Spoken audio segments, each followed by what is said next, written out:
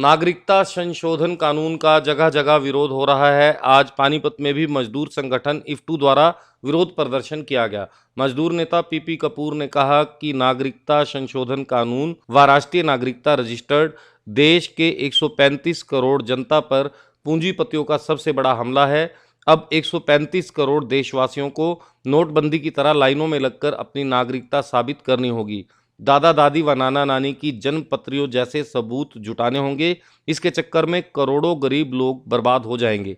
नतीजा नोटबंदी की तरह जीरो रहेगा। यह कानून धर्मनिरपेक्षता पर कुठाराघात है। भीषण आर्थिक मंदी से ध्यान बटाने की साजिश है। एनआरसी व सीएए विकास का गुजरात मॉडल लाने, काला धन लाने, 2 करोड़ रोजगार हर वर्ष देने, स्वामीनाथन आयोग रिपोर्ट लागू करने, श्रम कानून लागू करने, महिलाओं व दलितों की सुरक्षा कराने जैसे वायदे सरकार ने किए थे। कोई भी वायदा पूरा करने में सरकार विफल रही है।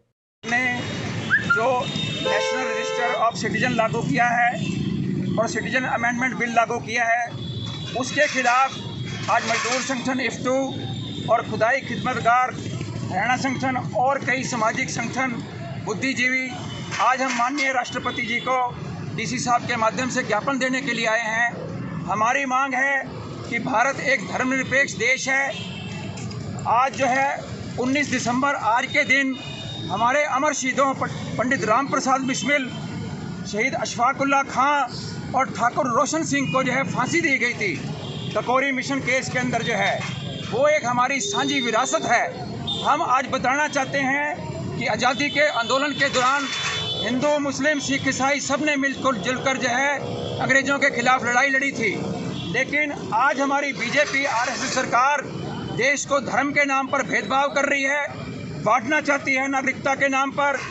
ये जो गरीब विरोधी नागरिकता कानून है जो असम के अंदर लागू किया गया, जो फेल हो गया, वहाँ पर हज़ारों करोड़ रुपए खर्च किए गए और 12 लाख हिंदुओं को वहाँ पर जो है बेरोजगार गैर नागरिक बना दिया गया। ये रिकॉर्ड है वहाँ का।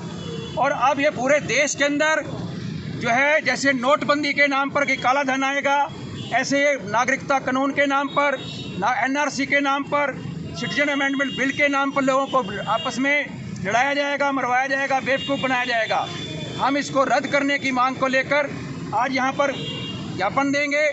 हमारी मांग है, आज पूरे देश के अंदर ये कार्यक्रम किया जा रहा है। हमारी मांग है कि ये जो है सभी हिंदुओं के खिलाफ है ये कानून। 135 करोड़ जनता को अब ये देना होगा अपनी नागरिकता का सबूत के तौर पे। अपने दादा दादी, नाना नानी के जो है जन्म पत्रियाँ लानी पड़ेंगी कि वो कहाँ पैदा हुए थे, उनकी डेट ऑफ बर्थ क्या है, वो हमें पूरी 135 करोड़ जनता को ये देनी पड़ेगी।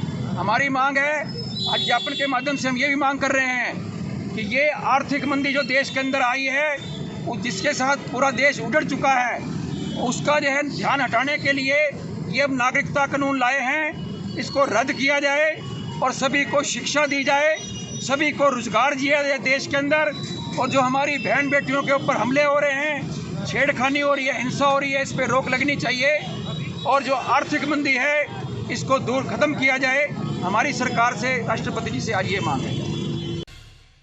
भारत सरकार द्वारा लागू किए गए नागरिकता संशोधन बिल का समर्थन करने हेतु विश्व हिंदू परिषद के सदस्य लघु सचिवालय में इकट्ठा हुए। सबने अपने अपने विचार रखे और कहा कि ये बिल देशवासियों की भलाई के लिए है। इसमें किसी धर्म और जाति की कोई हानि नहीं है। इस अवसर पर पुनीत बत्रा, करण, डॉक्टर अनमोल रतन, धर्मेंद्र, डॉक्टर अनीता मान, मीनाक्षी गुप्ता, संजना बत्रा, डॉक्टर राजबीर आर्य, भारत, लेखराज वर्मा आदि उपस्थित रहे। जिहादियों की चिता जलेगी, देश के सम्मान में, मैदान में, देश के सम्मान में, मैदान में।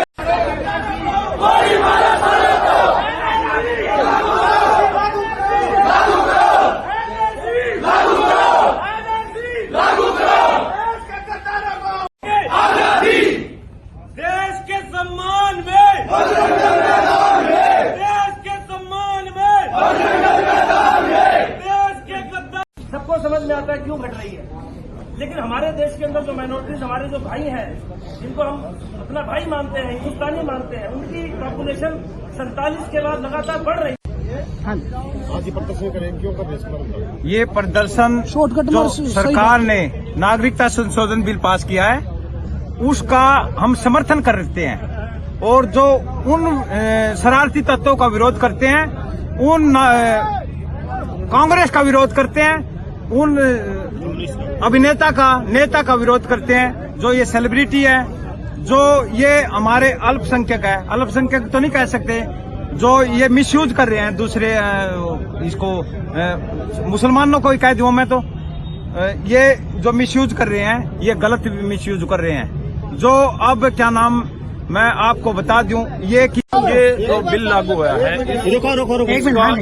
इसका इस देश के किसी भी नागरिक से कोई लेना देना नहीं। ये बिल सीधा सीधा दूसरे देश के जो घुसपैठिए हैं उनको रोकने के लिए है, ना कि इस देश के किसी मुस्लिम के लिए या किसी सिख के लिए या किसी हिंदू के लिए।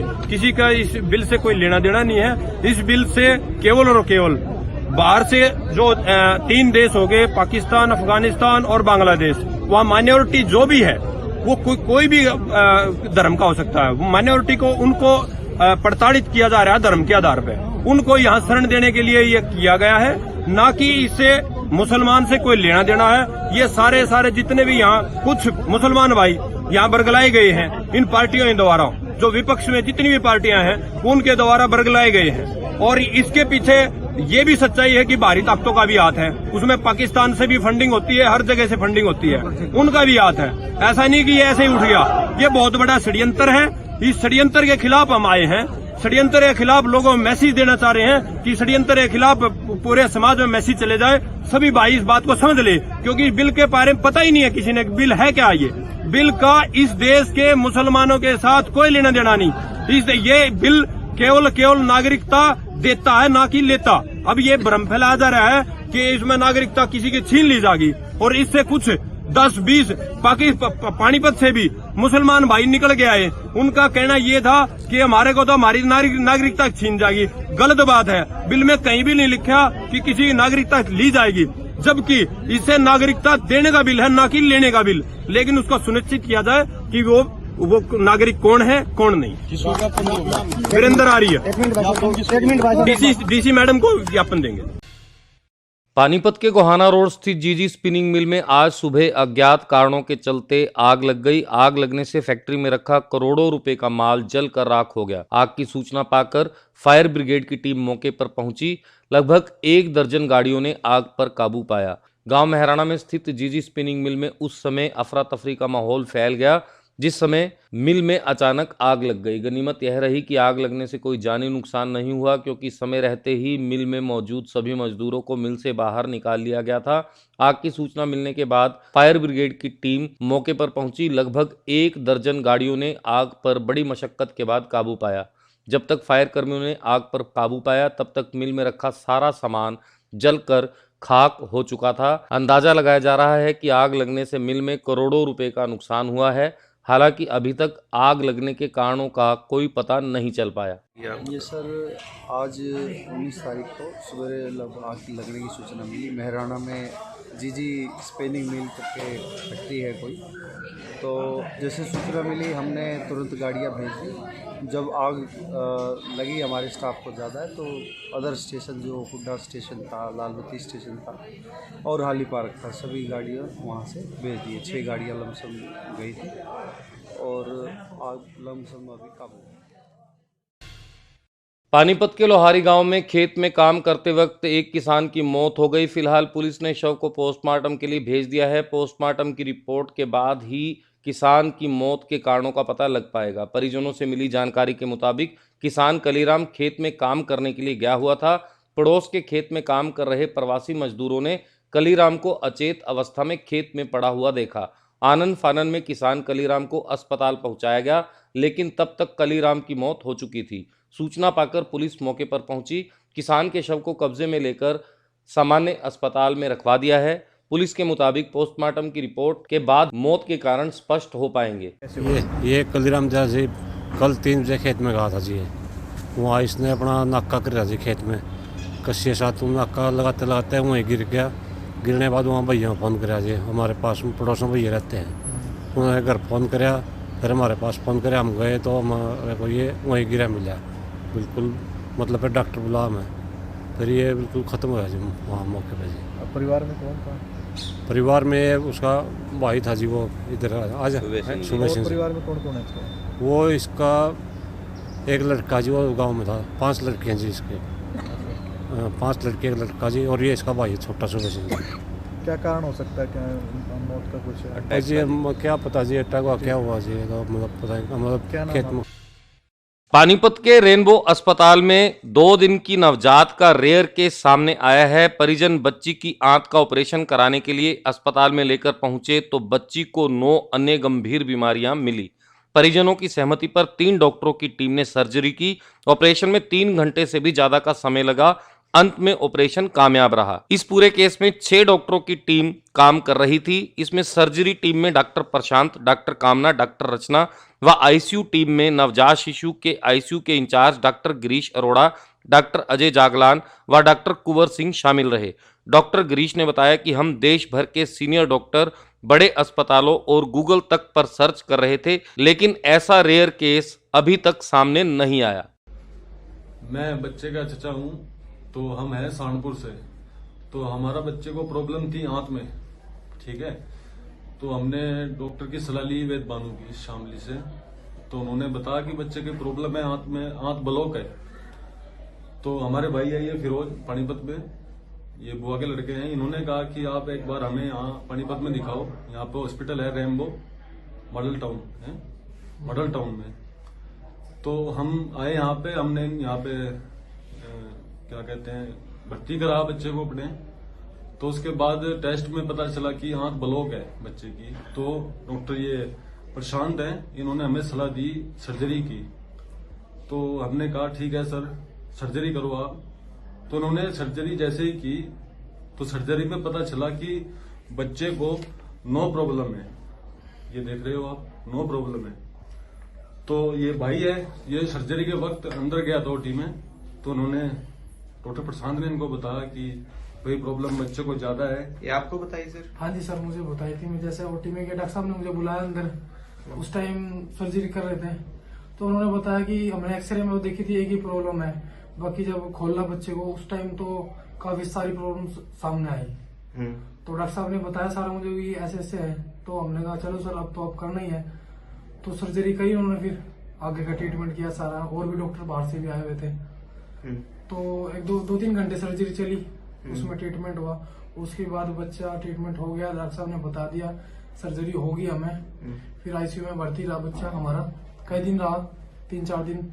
उसके बाद धीरे धीरे मेडिसिन वगैरह चली, ट्रीटमेंट चला काफी, डॉक्टर ने मेहनत करी। तो अब बच्चा ठीक है। आज छुट्टी हो रही है, हम ले जा रहे हैं बच्चा, वैसे ठीक है।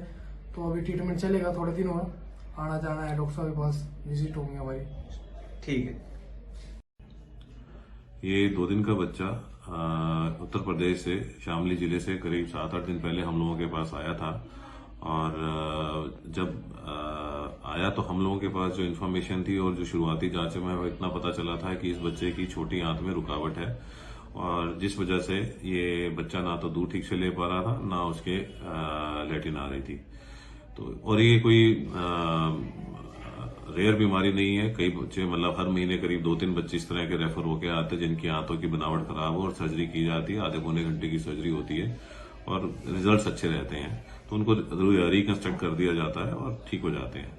लेकिन जब इस बच्चे को ऑपरेशन थिएटर में टेबल पे लिया गया तो उस समय पता चला कि इसको एक नहीं कम से कम 8 या 9 नुक्स ऐसे थे जो जन्मजात बच्चे के पेट में थे, जिसकी वजह से इसकी आंतों में रुकावट हो रही थी। ये अपने आप में एक बड़ा रेयर और कॉम्प्लिकेटेड केस था, जो कि 2 दिन का बच्चा सिर्फ 2 किलो का, जिसके पेट में जन्म के टाइम से ही इतनी प्रॉब्लम्स थी। तो क्योंकि उस टाइम स्थिति ऐसी थी कि एक तो बच्चे की हालत बड़ी नाजुक थी, और उस हालत में जब ऑपरेशन शुरू हो चुका था तो ये नहीं हो सकता था कि उसको हम आगे कहीं दिल्ली या चंडीगढ़ रेफर करते। अमूमन ये ऑपरेशन हायर सेंटर्स पे किए जाते हैं।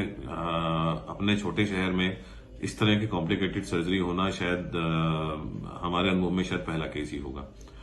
और करीब 3-3.5 घंटे की सर्जरी लंबी चलने के बाद जो पूरी डॉक्टर्स की टीम थी, जिसमें मेन सर्जरी करने वाले डॉक्टर प्रशांत केदारी, मैं doctor Girish Arora, doctor Ajay Jaglan, doctor Kunwar Singh और जो हमारे बच्चों के एनेस्थेसिस्ट है डॉक्टर रचना और जो रेजिडेंट डॉक्टर कामना, ये करीब 6-7 डॉक्टर्स की टीम लगातार जुटी रही और अल्टीमेटली 3-3.5 घंटे की लंबी सर्जरी के बाद बच्चे के जब सर्जरी कंप्लीट हो गई, उसे हमने सेफली और सही हालत में आईसीयू में शिफ्ट किया, जहां 2 दिन तक बच्चे की आईसीयू में हालत नाजुक बनी रही और तीसरे दिन से उसमें रिकवरी शुरू हो गई और 5वें या 6ठे दिन तक आते आते बच्चा इतना रिकवर कर गया कि अच्छे से दूध भी उसको पचने लग गया और जो उसका लैट्रिन का रास्ता भी काम करने लग गया।